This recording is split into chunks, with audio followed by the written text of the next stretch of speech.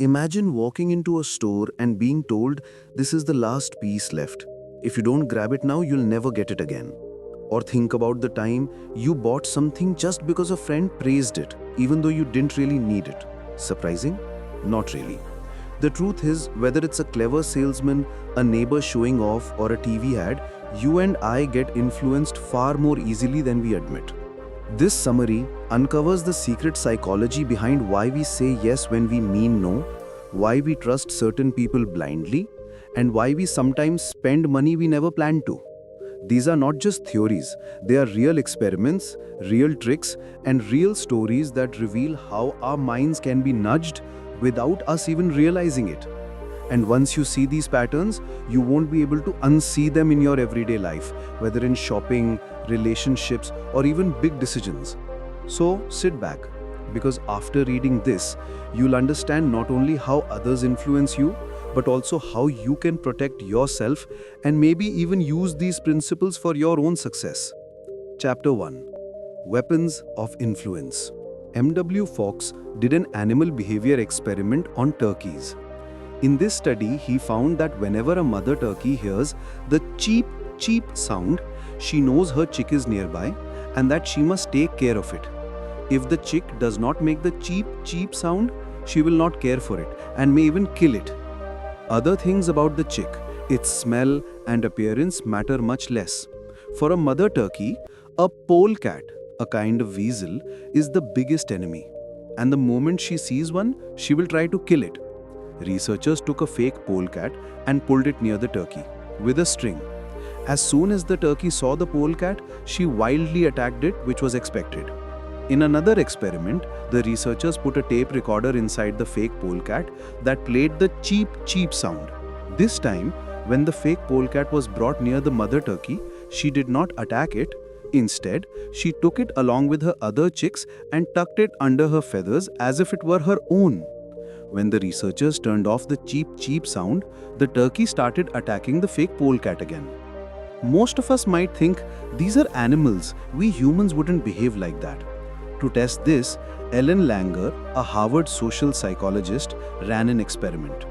It was based on a very basic human behavior principle, which is whenever we ask for a favor, people are more likely to agree if we give them a reason.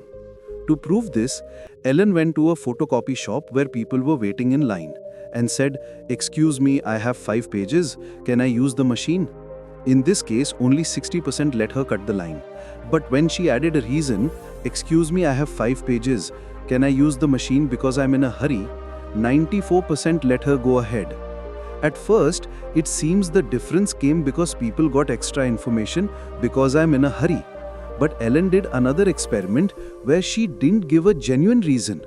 "Excuse me, I have 5 pages. Can I use the machine because I need to make some copies?"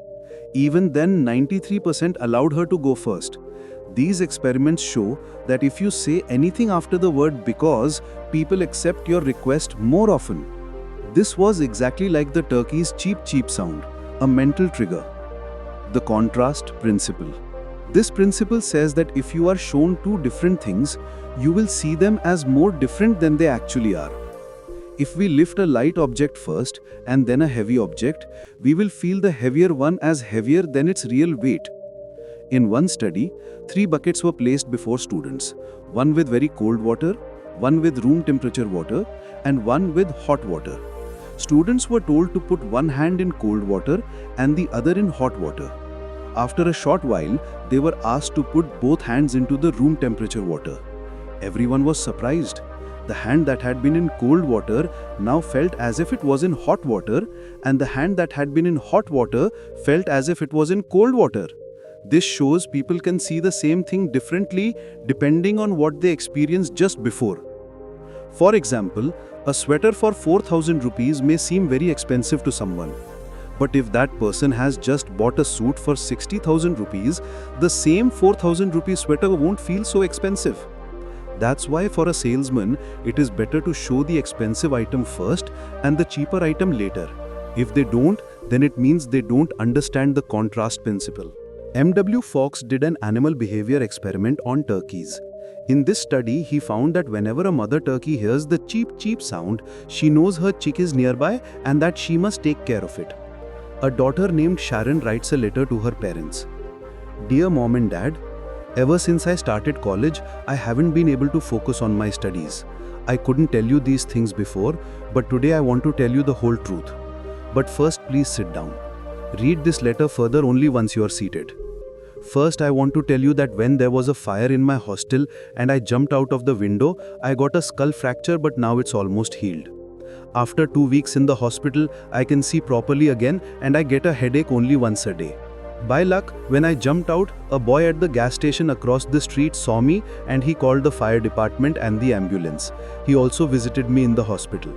Because the hostel had burned and I had nowhere to stay, I moved in with him. He's very cute and we fell in deep love.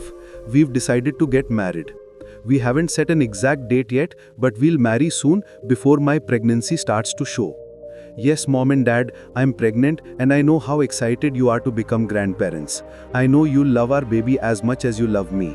We delayed the wedding date because my boyfriend has a minor infection that carelessly I also caught. Now that I've told you everything, I also want to say there was no fire in the hostel.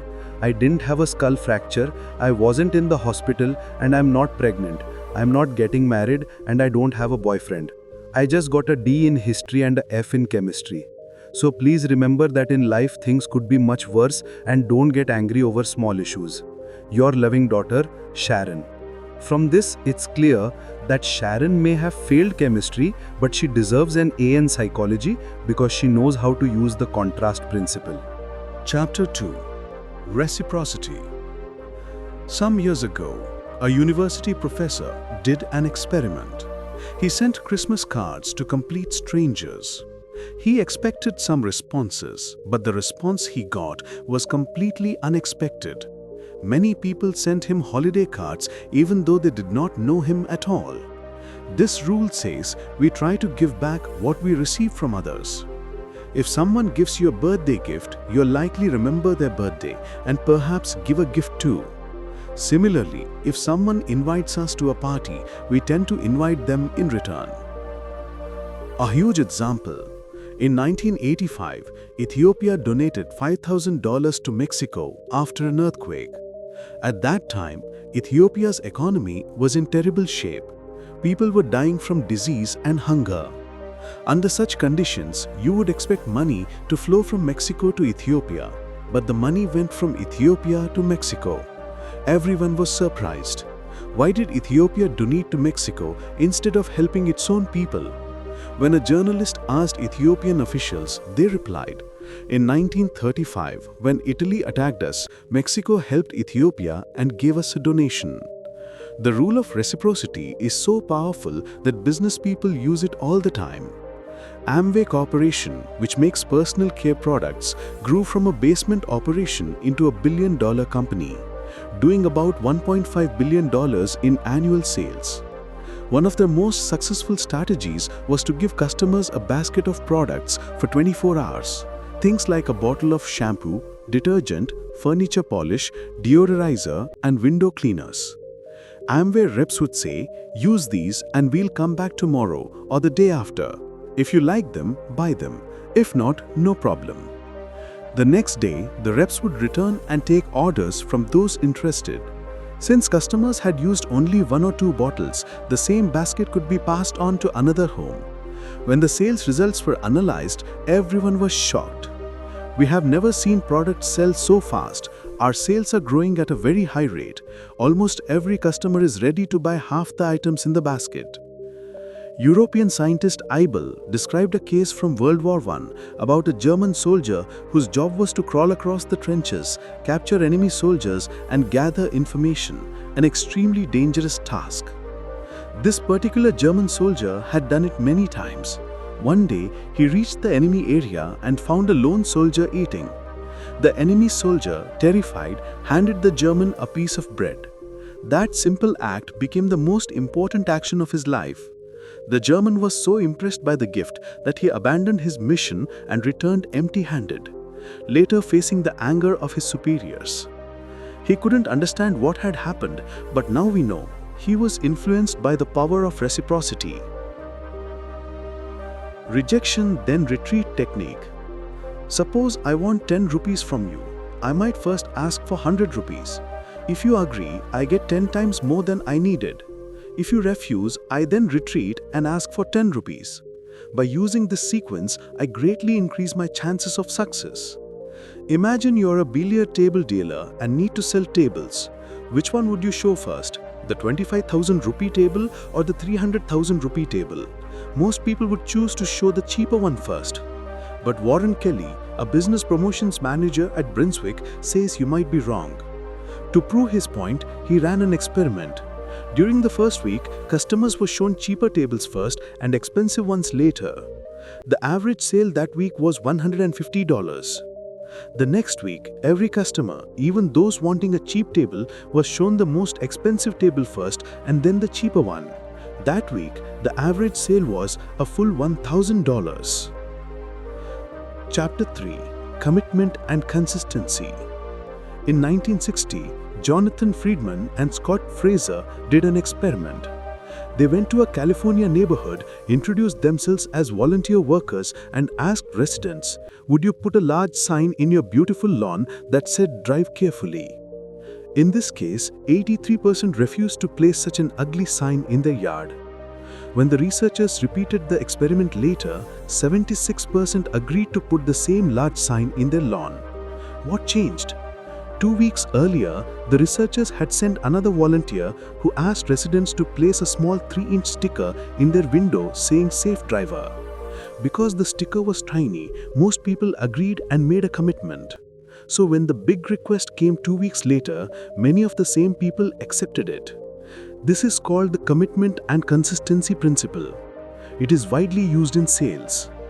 If a salesperson wants higher sales, they should first get a small sale that most people can quickly agree to. Think of it like this. Once someone buys even a little from you, they become your customer, and it's easier to sell to an existing customer than to a new person. The power of this principle can be seen in the Chinese approach during the Korean War. Many American soldiers were captured and taken to prisoner of war camps run by Chinese communists. The Chinese used the lenient policy, meaning they didn't give harsh punishments. When the war ended in January 1954, captured soldiers were allowed to go home, but 22 American soldiers refused to return and said they wanted to stay in China. Americans said that the Chinese had brainwashed their soldiers. What exactly had been done to them that not only did they refuse to go home, but also gave the enemy information during war? These were trained soldiers who could withstand torture and usually reveal nothing besides name, rank, and serial number. Analysis later showed the Chinese had changed their thinking using commitment and consistency. The prisoners were gently asked to write small anti-American or pro-communist statements like "The United States is not perfect" or "In a communist country, there is no job problem." Once these small requests were completed, gradually more intense requests followed. They were asked to make a list of America's problems, then turn those points into paragraphs, sign them, and discuss them with other American prisoners. Later, the Chinese would broadcast these essays on anti-American radio so other soldiers could hear them. Doing all this made the soldiers feel that they had supported the enemy. They had written statements against their own country without force. This created so much psychological pressure that they changed their self-image. They began to believe that America had problems, that America started the war, and there were many faults in their country. The poor soldiers did not realize that the commitment and consistency principle was being used on them. Through small commitments, their entire way of thinking was changed. Chapter 4. Social Proof. Have you ever wondered why comedy shows on TV use laughing tracks in the background or show people laughing even when nothing is said? If you ask people in surveys whether they like canned laughter, most will say these fake laughs are very irritating or they hate them. Then why do producers still use them? Because they know what research says. Experiments show that because of these fake laughs, audiences laugh longer when a joke is told, and this effect is stronger for weak jokes. This principle is also used elsewhere. For example, bartenders precede their tip jars with money so people think everyone tips here and then they tip too. Imagine you arrive in a new place, you're very hungry and you're looking for a restaurant. Your phone is not working, so you can't search. You walk a bit and see two restaurants. Many cars are parked outside one, none outside the other. Which one will you choose? Like most people, you'll go to the one with the parked cars because that's a strong social proof. Even if your phone worked, you'd probably check online reviews and pick the restaurant with better ratings. We all follow social proof, but the problem arises when people exploit this principle to take advantage of us, like posting fake reviews online or parking their own cars outside a restaurant to make it look popular. The author says we especially follow people we think are like us. To prove this, psychologists at Columbia University ran an experiment. The researchers dropped wallets in Midtown Manhattan. Each wallet had $2 in cash, checks worth $26.30, and full owner information. There was also a letter explaining the wallet had been lost not once but twice. Written to the owner, "I found your wallet. I am returning it and I'm happy I could help you." Researchers wanted to know whether the person who picked up the wallet would return it, like the previous finder did. In half the wallets, the letter was written in average American English. In the other half, it was in very poor English, suggesting the finder was not American. The question, would similarity make the new finder more likely to return the wallet? The results were simple. Only 35% returned the wallet when the letter was in poor English, but a full 70% returned it when the letter seemed to be written by someone from their own country. In other words, the principles of similarity and social proof have the power to double results. Chapter 5. Liking. This principle says we find it hard to refuse requests from people we like. In business, the perfect example is Tupperware, an American company that makes plastic containers. Tupperware organized parties in homes and influenced customers in every way to boost sales. Reciprocity, everyone at the party was included in games and given a small gift. Commitment, participants who already owned Tupperware were asked to talk about its benefits. Social proof, when people saw their friends buying Tupperware products in front of them, it created social proof that influenced everyone. But the most effective influence was liking, because the request to buy didn't come from a stranger. It came from a lady everyone knew, whose house the party was in, and who had invited them all. Everyone at the party knew she would earn a commission on every purchase, yet they still couldn't refuse their friend. The power of liking was so strong that when the author spoke to one lady about these parties, she said, "Ooh, I'm sick of these Tupperware parties. I've bought all their containers. Even if I need more, I could buy them cheaper in the market. But what can I do? Whenever a close friend invites me, I end up buying." What increases liking? First, physical attractiveness. Society gives more importance to good-looking people, but studies show the advantage is much greater than we think. Our brains automatically link beauty with positive traits like talent, honesty, and intelligence. In one study, interviewers gave higher scores to good-looking candidates than their actual capability deserved. Later, when asked whether looks influenced their decisions, the interviewers denied it. In a Pennsylvania study, researchers rated 74 defendants by looks and later checked court records. Attractive people received much lighter sentences. In fact, unattractive people got twice the punishment compared to attractive ones. Similarity. If we aren't physically attractive, what else can increase liking? We tend to like people who are like us. Clothing is one example. Many studies show we are more likely to help those dressed like us. In a 1970 study, experimenters approached college students asking for money to make a phone call. When the experimenters dressed like students, more than two-thirds agreed. When they dressed differently, less than half agreed. Another way to increase liking is shared interests and background. Car salesmen are trained to learn about a customer's hobbies and background and talk about them. If they see golf balls on the back seat, they'll say, "If only this rain would stop so I could play golf again." If they learn the customer is from another state, they'll ask where they are from and then respond with surprise. "Oh, I was born there too." Compliments. Joe Girard, who sold more than 5 cars or trucks a day and was named the greatest car salesman by the Guinness Book of World Records, said he achieved this because he had one constant goal: to make customers like him. He did something many would consider foolish and expensive. Every month he sent greeting cards to over 13,000 past customers.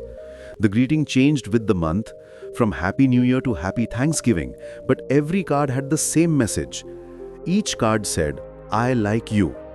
Joe says, "I never wrote anything else. I told them just one thing: I like you." Imagine 12 months, 12 cards to more than 13,000 people, all saying just one thing: I like you. A simple formula that made Joe a millionaire and earned him a place in the Guinness Book of World Records.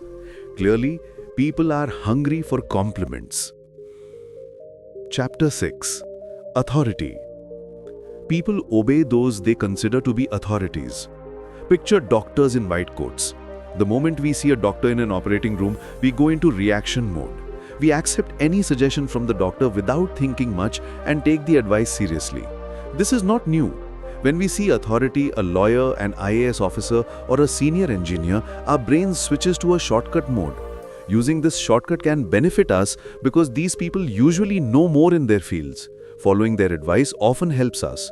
The problem arises when someone uses the aura of authority to manipulate us. If we want to influence others in our work, we should make sure people see us as authority figures. This can be done in several ways. Title. Titles are strong authority signals: doctor, judge, politician, engineer, and so on. It takes a long time to genuinely earn a title, but many misuse titles, as we see in TV ads. A title not only influences people, it even changes how they perceive someone's height. In one experiment, a man was introduced to Australian college students. One class was told he was a student from Cambridge University, England. Another class was told he was a lecturer there. A third that he was a senior professor. After he left, students were asked to guess his height. The higher the supposed status, the taller they guessed, up to 2.5 inches taller when introduced as a professor. Clothing. Another type of authority comes from clothing. In Texas, researchers asked a 31-year-old man to cross the street against the red light. In one case, he wore a fresh business suit and tie, in the other, a normal shirt and trousers. From a distance, researchers observed how many people ignored the signal and followed him. In the first case, 3.5 times more people, like children, followed the suited man across the red light. In another experiment, if a brand new luxury car stayed stopped at the green light, drivers behind it waited much longer and honked much later. But if an old car sat through the green light, drivers honked much more, and in one case, 2 drivers even nudged the old car's rear bumper in anger.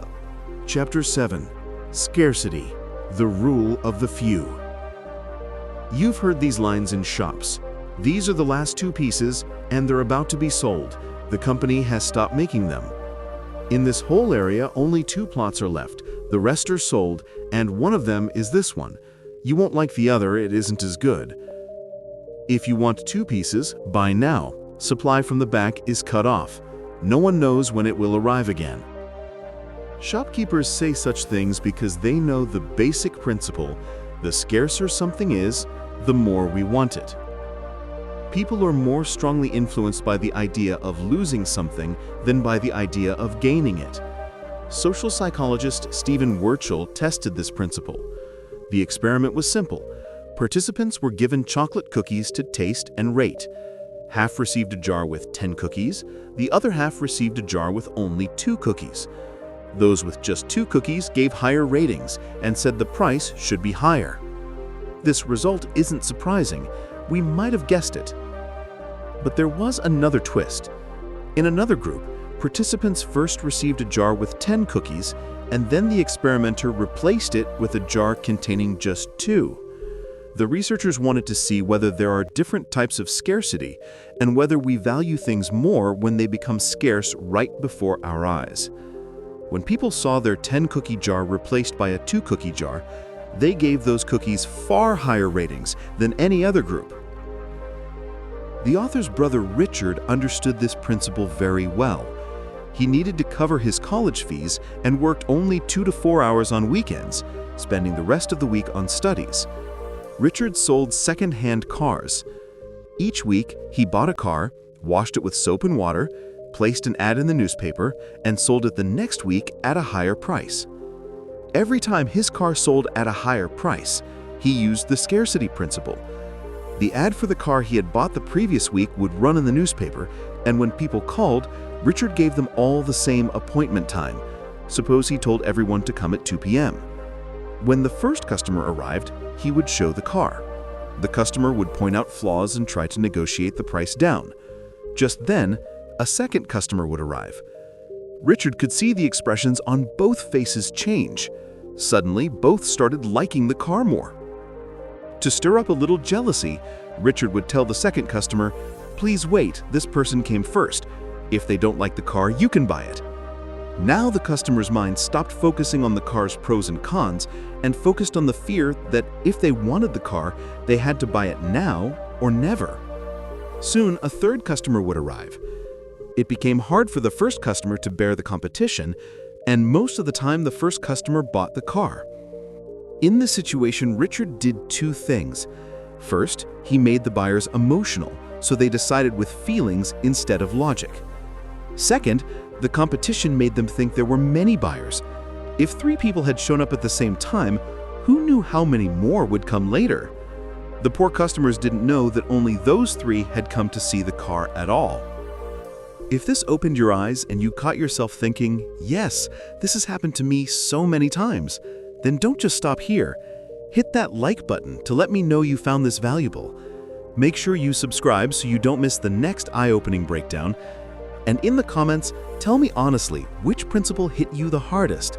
Was it reciprocity, scarcity, or the power of social proof? I'd love to hear your story, because chances are your experience will sound familiar to many others here. Let's start a conversation below.